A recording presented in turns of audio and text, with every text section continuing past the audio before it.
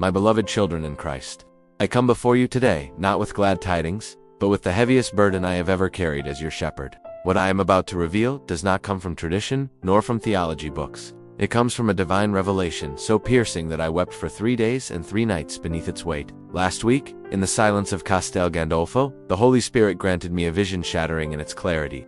I saw the state of Christianity across the earth, and I must tell you the truth. Of the millions of churches that bear the name of Christ today, God revealed to me that only 3 types truly belong to Him. The rest, including many within our own beloved Catholic parishes, are not leading people to heaven. They are misleading souls into spiritual danger. This is not a metaphor. This is an urgent call to discernment. Join me as we uncover the difference between the true churches and the deceivers. In my vision, I stood in a vast spiritual wasteland. I saw millions of people marching. I saw pastors holding Bibles, choirs singing, and youth groups gathering. To the human eye, it looked like revival. But when I looked with eyes anointed by the Spirit, I saw the terrible truth. They were spiritually dead. God spoke to me and said, "These are the ones who follow systems, but not me. They sing about heaven, but they walk toward hell." But then, the scene changed. I was taken to a garden of transcendent beauty. The air shimmered with the glory of God. Here I saw the remnant, the true bride of Christ. The contrast was searing. The desert teemed with millions, but the garden held only thousands. The Lord told me, "I will now show you the only 3 expressions of my church that remain truly mine. They are not denominations. They are spiritual realities. Listen closely, for you must find yourself in one of these." The first church is the Church of Truth. In the vision, I was taken to a small, unassuming parish. Plastic chairs, fluorescent lights, no ornate decorations. But the moment I entered, the presence of God brought me to my knees.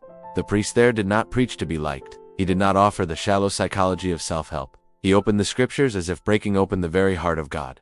He spoke of sin not as a mistake, but as rebellion. He spoke of hell not as a metaphor, but as a reality. And above all, he pointed to the cross as the only path to salvation. Here is the truth test. When was the last time a sermon pierced your conscience?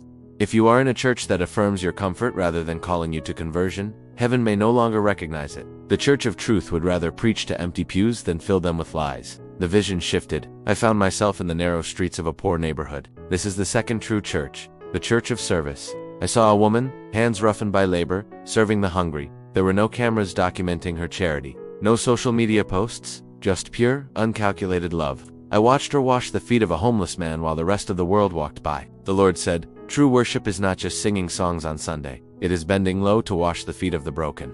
Ask yourself the service test. Does your parish spend its budget on maintaining buildings, or on the poor? If a homeless man walked into your sanctuary, would he be welcomed as Christ himself? The Church of Service seeks no applause, for God's approval is enough. Then, I was carried to a building so ordinary, I almost passed it. But inside, the air was thick with power. This was the third church, the Church of Intercession.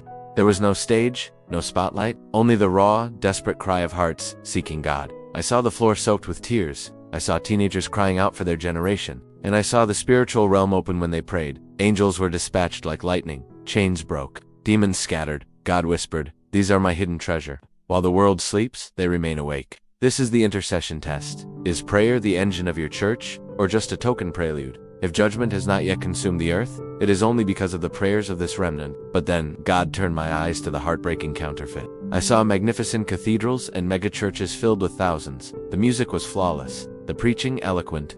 But behind the pulpit, I saw spirits of deception whispering into the preacher's ear. The Lord revealed the signs of a church that no longer belongs to Him. They preach prosperity instead of the cross. They prioritize entertainment over transformation. They elevate human leadership above divine authority. They compromise truth for cultural acceptance. They ignore the poor while enriching themselves. They promise you miracles, but they bear no fruit of holiness.